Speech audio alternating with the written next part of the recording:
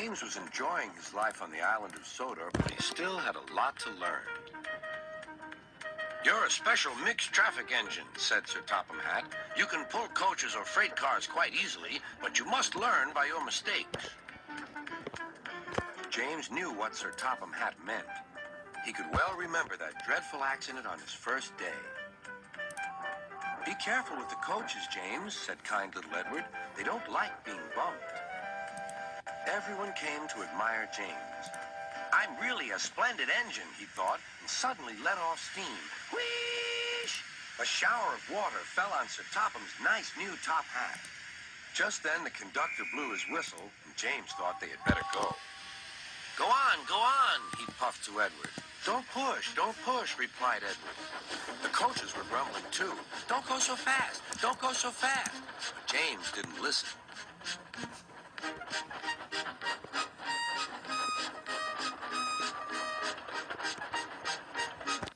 When at last they stopped at the next station, 2 coaches were beyond the platform. They had to go back to let the passengers out. No one seemed to know about Sir Topham's new hat, so James felt happier. Presently, they came to the station where Thomas was waiting with his 2 coaches. "Hello, James," said Thomas. "Feeling better? That's good." "Oh, that's my conductor's whistle. I must go. I don't know what Sir Topham Hatt would do without me to run this branch line." And he puffed off importantly. Edward and James passed the field where James had had his accident.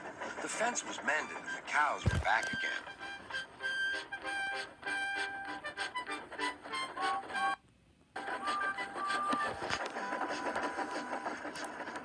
They ended their journey and rested before setting off for home. James was still wondering what Sir Topham would have to say about his new hat.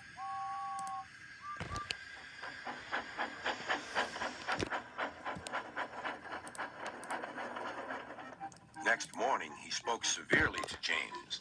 "If you can't behave, I shall take away your red coat and have you painted blue." James didn't like that at all. He was very rough with the grumbling coaches as he brought them to the platform. "Don't talk. Come on." Gordon never has to fetch his own coaches, he thought to himself, and he's only painted blue. To make James even more cross, this time no one came near him. "I'll show them," he thought. "They think Gordon is the only engine who can pull coaches."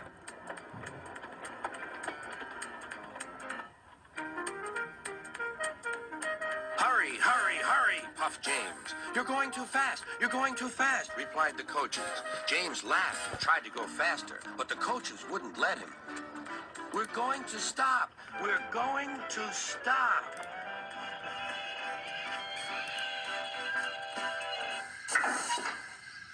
"What's the matter?" James asked his driver. "The brakes are on. Leak in the pipe, most likely. You've banked enough to make a leak in anything." "How shall we mend it?" said the conductor. "We'll do it with newspaper and a leather bootlace," replied the driver. "But where is the bootlace coming from?" asked the conductor. "Ask the passengers," said the driver. "You have a leather bootlace there," said the conductor to a smartly dressed man. "Please give it to me." "I won't." "Then I'm afraid the train will just stop where it is."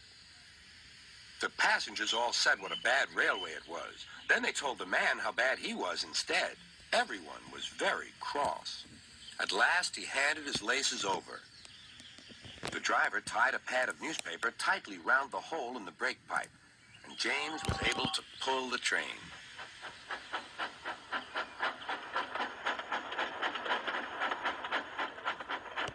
But he was a sadder and wiser James, and took care never to bump coaches again.